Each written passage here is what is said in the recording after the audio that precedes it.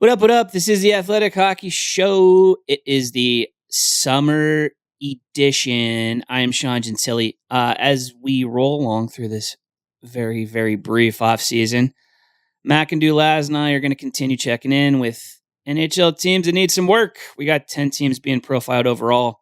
Today we're taking a closer look at the New Jersey Devils with our boy Peter Baugh. The Devils had 87 points last season. That was a downtick. They had 91 the season before. Went from third place in the Metro to seventh place. Obviously missed the playoffs.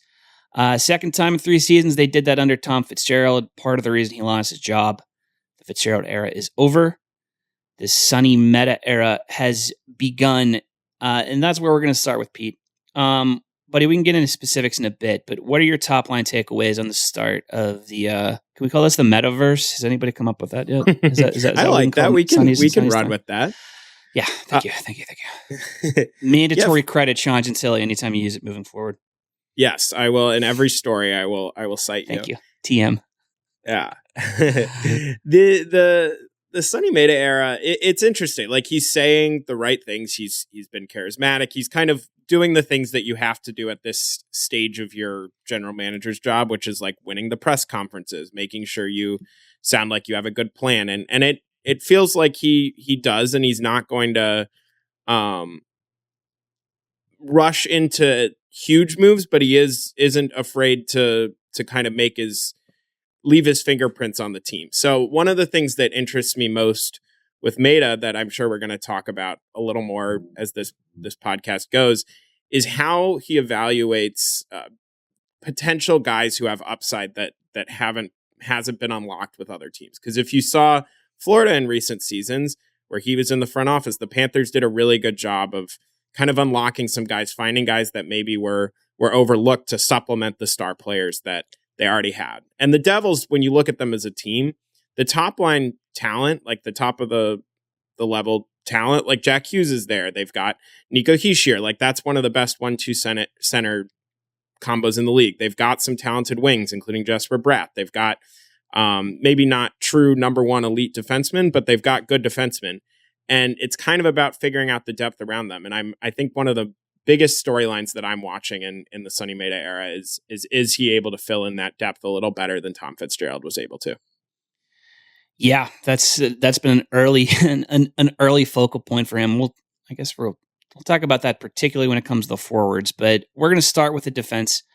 At 5-on-5, the Devils were 9th from the bottom in goals against per 60. They were middle of the table in expected goals against. We saw some uptick in their 5-on-5 play, after just across the board after the Olympics. So they do have something to hang their hat on. There were some improvements there.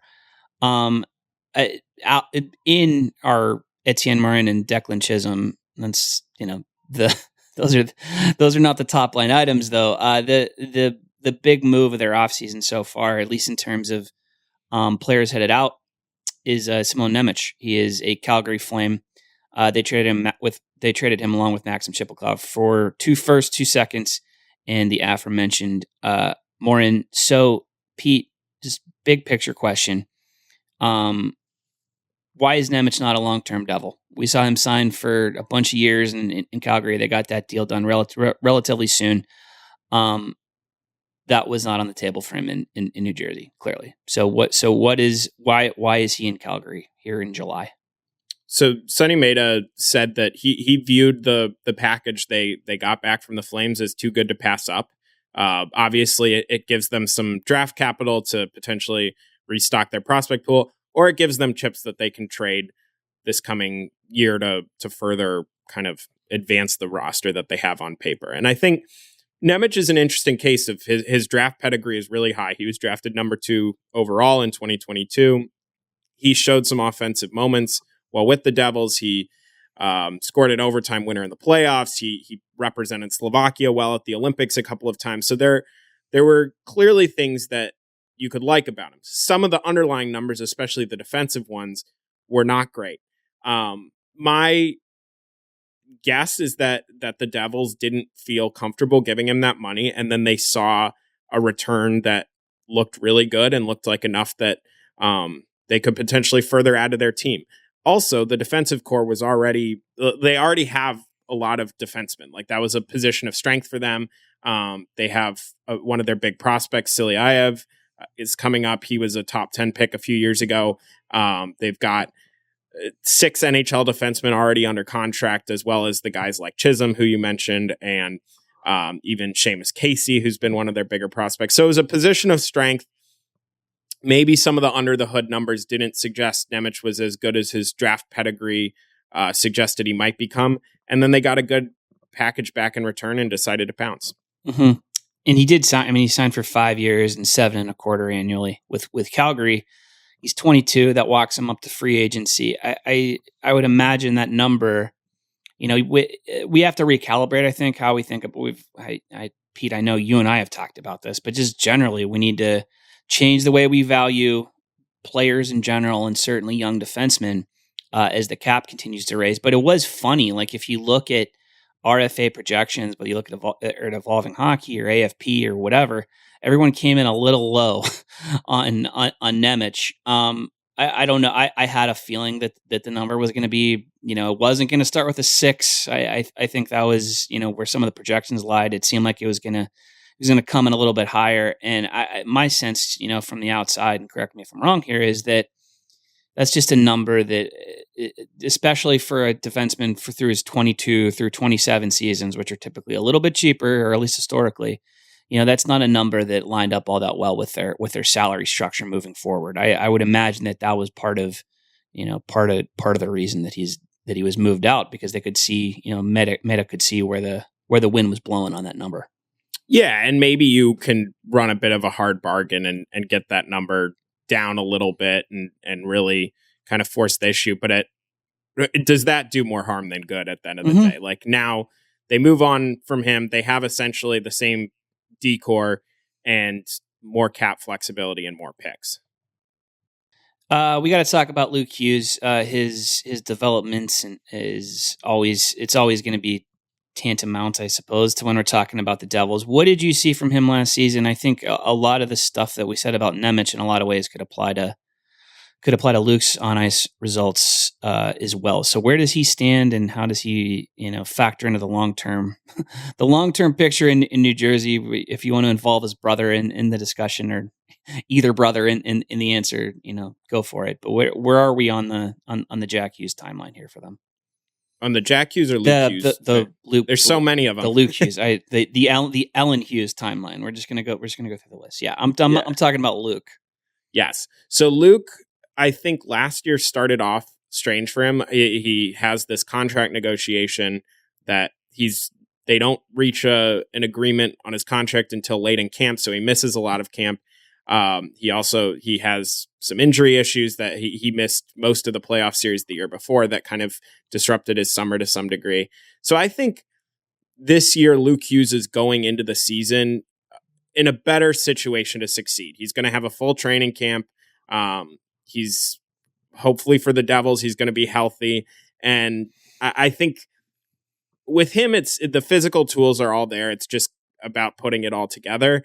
And I would guess that last year, the lack of a training camp, the contract negotiations, the fact that he became one of the highest paid players on the team, that probably all contributed to maybe a slower start. And we saw, I think when you touched on their slight underlying uptick towards the end of the season, Luke was part of that. Like his numbers finished a little bit better as the season went on. So he is certainly, if you rank players on the Devils in terms of importance, he is close to the top of the list, just because no one else on the team really has top level defenseman upside. And Luke has the physical capabilities of doing that. And it's really about putting it together. So far, he's shown he can be a point producing, puck moving defenseman at the NHL level. He has not shown the complete game to be a true top of the line defenseman. And I think it's really important that the Devils get that next step out of him. Mm-hmm. And I think that also comes down to like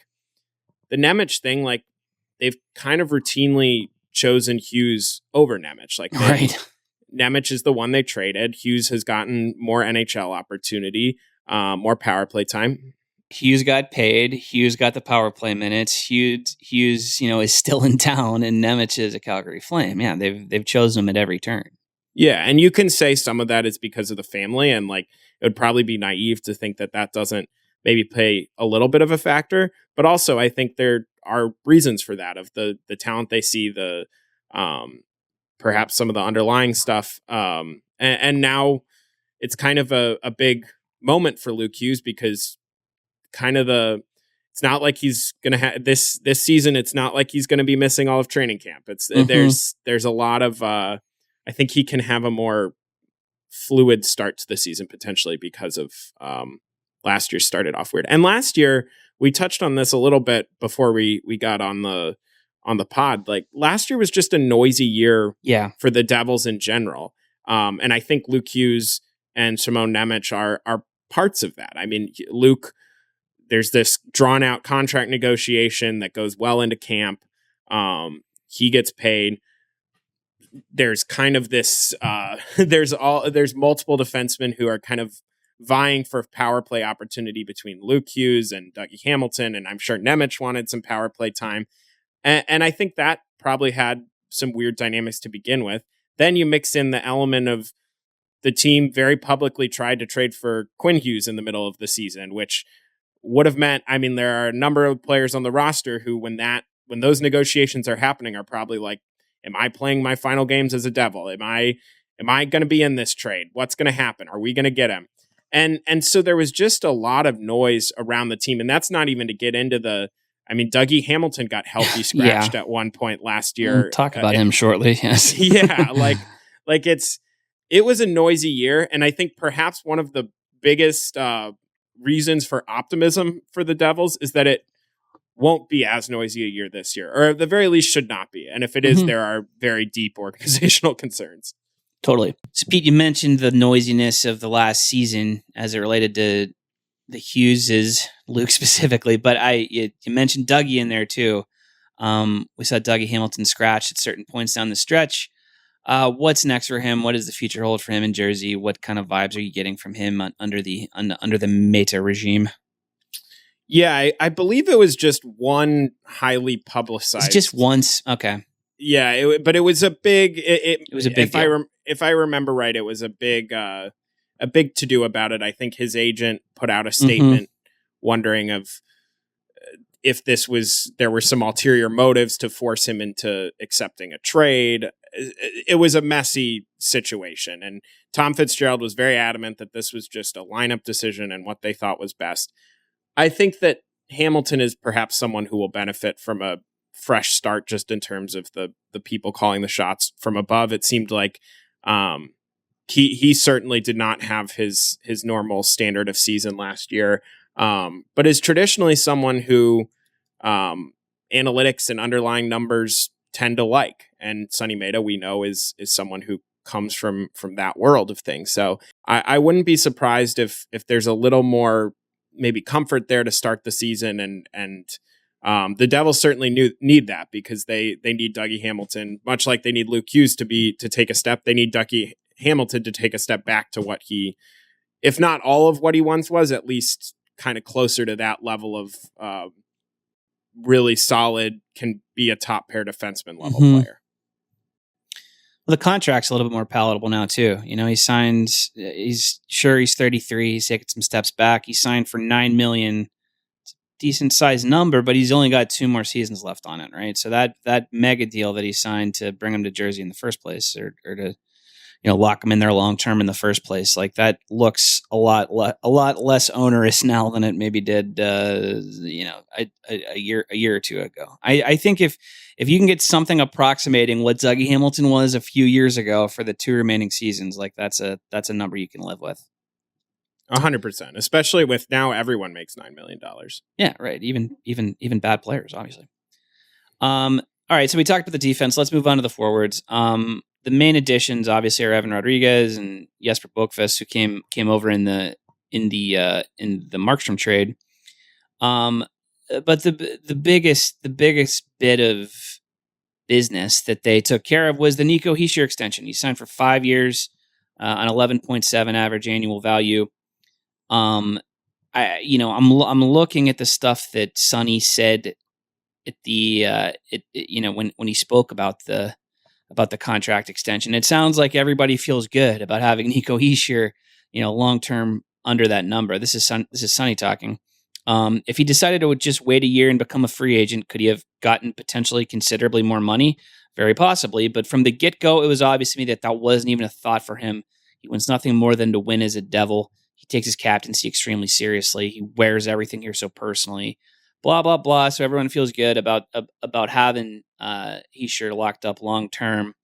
What is your perspective on that deal? I tend to agree with Mehta here. I think we're not far from feeling really, really good about Nico Hischier making 11.7, for the foreseeable future. 100%. I 100% agree. I mean, you just look at this offseason. I mean, the Flyers offer sheeted Leo Carlsson for $18 million. Obviously, that was an above market value pay because they wanted to maximize their chances of getting him. But Nico Hischier, if he goes to market, can get maybe not 18, but he can certainly get a lot more than 11.75 or whatever the final number ended up being. Like there are big contracts and there are teams that are desperate to have a center, an elite center. And Nico Hischier is an elite 2A center. I don't know if he can necessarily be your number one, but that's why Jack Hughes is there. Like he's an elite number 2 center and a good enough number 1 center, I would say, is how I would describe him.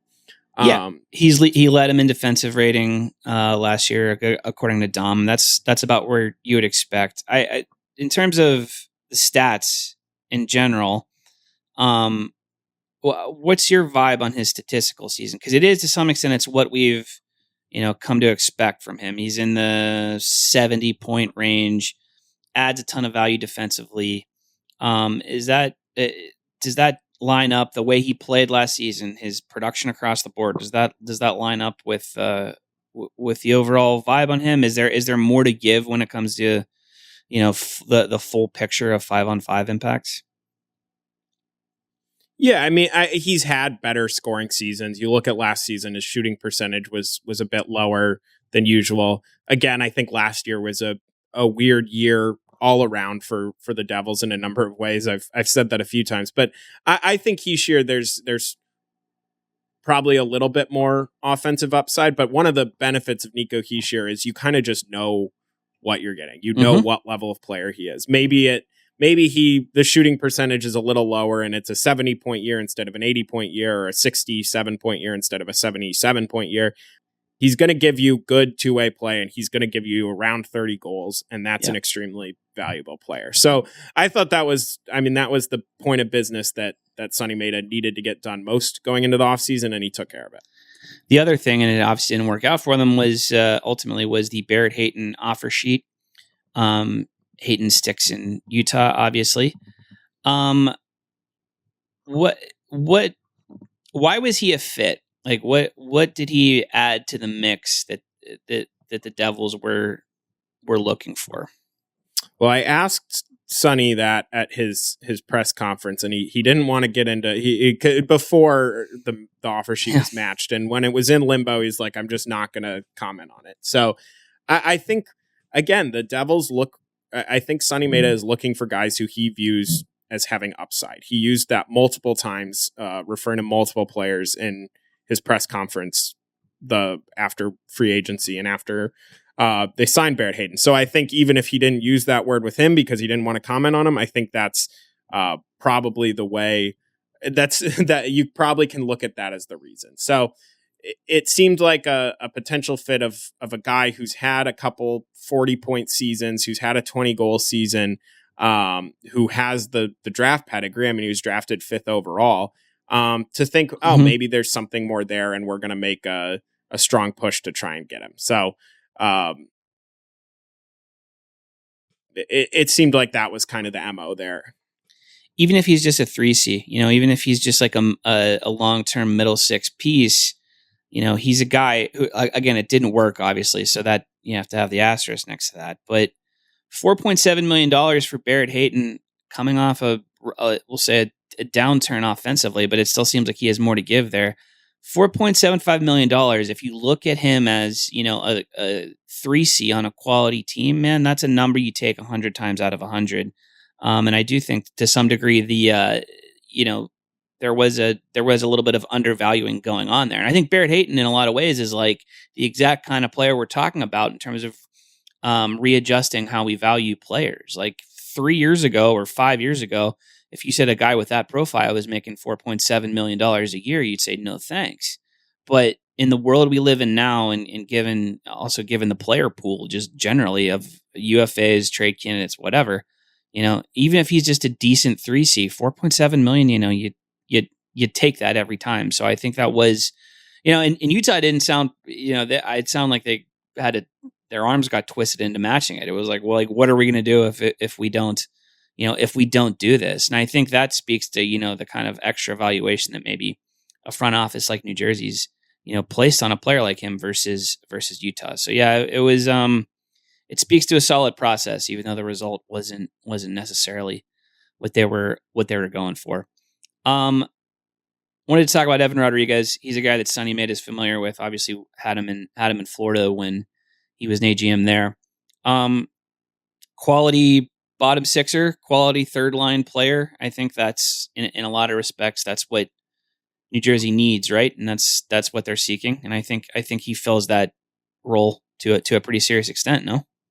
Yeah, I liked that pickup a lot. I mean, you look at some of the team's problems the past couple of years is the bottom six wasn't very good, and when top six guys got hurt, they didn't have necessarily the horses to fill in on those levels. And if you Evan Rodriguez, I covered him briefly in Colorado. He was only there for one season, but he spent parts of that season playing on the top line with Nathan MacKinnon. He's played on a line with Sidney Crosby before. Like, this is someone who can move up and down the lineup, who can penalty kill. He can slide to the middle of the ice if you need him to, who's a responsible player and is clearly a winning player given the success that he and the Florida Panthers had when they were together. So I thought that was a really smart bottom six pickup. And Jesper Boqvist is someone who won a cup with Sunny Mehta in Florida, who is an established bottom six player. And I think those additions are...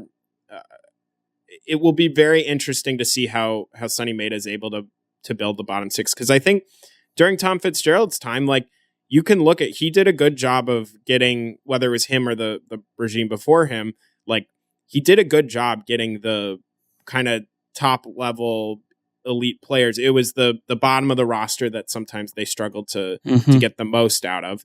And now they're kind of taking steps to maybe rectify that a little bit. So we'll see how Rodriguez and Boqvist fit, but I think it's telling to me that they didn't even give Paul Cotter a qualifying offer, that they just let him walk for nothing. And clearly they see the bottom six as somewhere where they can improve.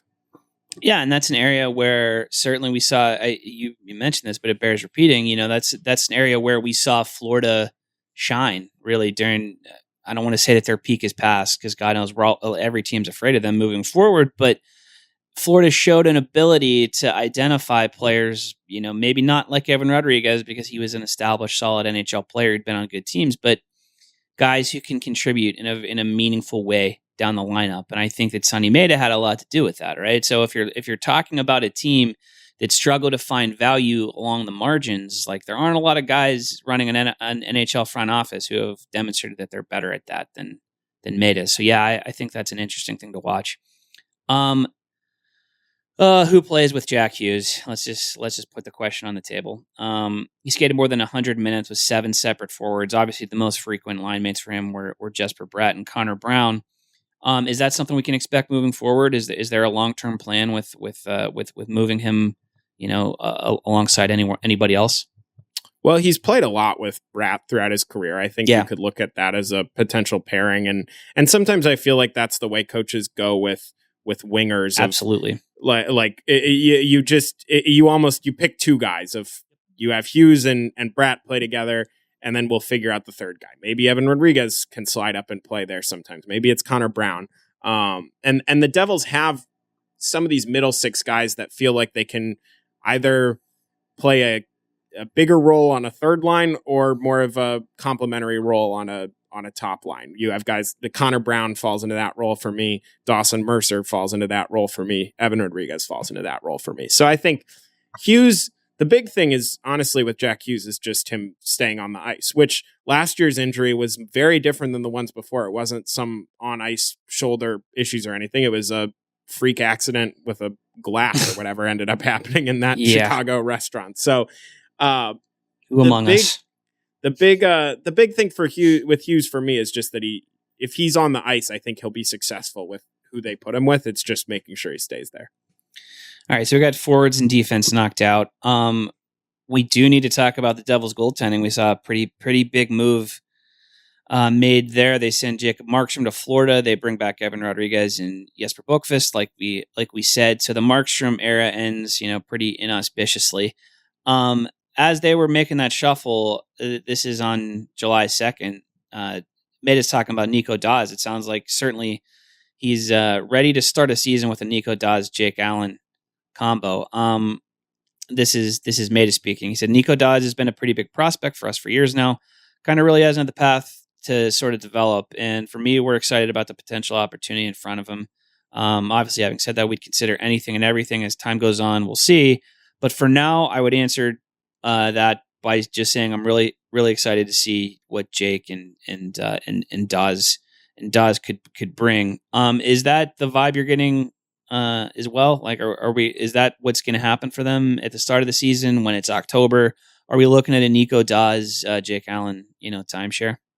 Well, they signed David Rittich too, so they have a little insurance there, and he was a serviceable backup. Big save, Dave. Yeah, exactly. Yeah, and he was serviceable last year with the Islanders, so I think it's certainly not the sexiest goalie group to have Jake Allen leading the way with Nico Daws and David Rittich, but Markstrom really struggled for them last year. That's another, we were talking about distractions earlier. Like, he was unsigned at the beginning of the season, and there was this whole will they, won't they extend him. They end up extending him to a deal that I honestly was surprised that they were able to move as easily as they were and get good players back in return. But I think that potentially speaks to where the goalie market was this year. Like, teams needed goalies. So it's interesting that the Devils are taking the approach of, we're not going to overpay for an established goalie. We're going to roll with Jake Allen, who's shown last year he can play well for, I think he was started maybe 43 games last year, somewhere in that range. Daws, we're going to give him a chance, and Rittich is there in case we need some insurance. So there's a chance that Markstrom goes to Florida. He's energized. He plays great. The Panthers play good defense in front of him, and we're saying, oh, Bill Zito, what a job to identify this goalie and know that he can get back to his potential. But it's clear that the Devils wanted to prioritize other areas of the ice, namely the forward group and building up that depth, and were willing to roll the dice a little bit with less proven goaltenders at the starting level. That's as obvious a win-win trade as you're going to find, because Jacob Markstrom, did he make sense for the Florida Panthers? Like, absolutely, right? If they're going to move on from Sergei Bobrovsky, and they clearly were moving in that direction for quite a while, Bobrovsky ends up making more money than Jacob Markstrom does. Of course, it makes sense. If you're the Florida Panthers, you need something approaching a proven goaltender in the mix, right? Especially given where the market was at. So I think he makes sense. They had the money to maybe buy a little bit of a luxury item, at least in terms of salary. But he made zero sense for the New Jersey Devils. Like, you don't need, like, when you're as deficient, I think, you mentioned the bottom six, you mentioned just wanting to move on and kind of move on to whatever the next phase is, man. I think it was time to go. Right. So I think as a win now trade, or a win-win trade rather, for both sides, I think that one makes a ton of sense. There's a world where Markstrom goes and kills it for the Panthers and everyone says, great job. Great job, Bill Zito. But also, that doesn't necessarily mean it's going to be a bad job, Sunny Mehta, because I think having him around at that number for any amount of time, given where their other needs kind of lied, just didn't make much sense. Yeah, Andy had a really tough year last year. Yes, he did. It was. It's not like, if you're looking at last year's team, what they're bringing back, it's not like their goaltending got worse on paper from last year. Obviously, Markstrom has a higher upside than probably all of the guys we just mentioned, but based on last year's results, I think this is well, who can imagine a New Jersey Devil goaltender moving elsewhere and finding an added degree of success? It simply has never happened before. Pete, what's your overall when we talk again in December and March and June about the New Jersey Devils, like what kind of tone do you think those discussions will take? How realistic is it for them to climb back in to the Metro race in your purview?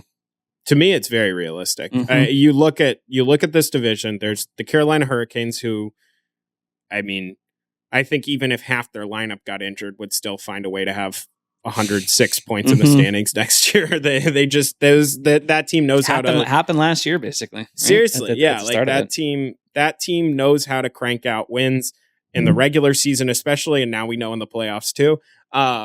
You saw them up close for a long time. So I think pretty safe to assume they are going to be first in the division. I think Washington on paper has taken some steps and is probably, in my eyes, the favorite to be second in the division.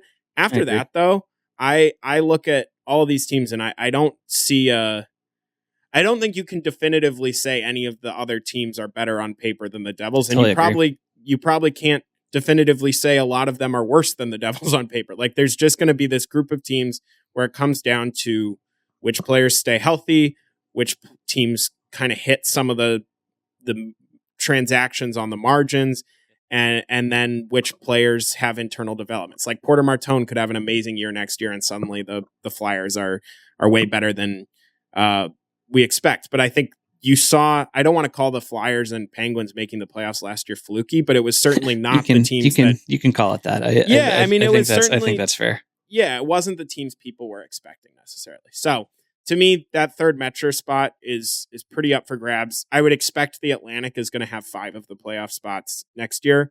But I think the Devils could very easily be in the mix for that third spot. And hey, maybe Jack is healthy the whole year and has an MVP caliber season, and they're second in the division come April. We're two geniuses agreeing on everything here. Yeah. We haven't had a ton of disagreement. Third through eighth in the Metro is going to be a mosh pit, I think, and we're going to see. We'll see the Devils in the thick of it. And honestly, given the way the last couple seasons have gone, certainly last season, couldn't ask for much more. I think some positive steps have been taken. You mentioned the noise of of last season getting quieted down. I think that the needle's pointing upward for them. So yeah, we agree. Thanks, buddy. Keep an eye on your work, on the rest of your work this summer. Do you have anything big you want to talk about coming up? I don't mean to spring this on you, but do you have anything in the hopper, or are you going to disappear for a little bit? I've got some. I think the summer is my time to try and pursue some bizarre, weird stories. So some of those I'll keep to myself in case they don't work out. I do have. Smart man. Is there a most valuable primate 2 story coming?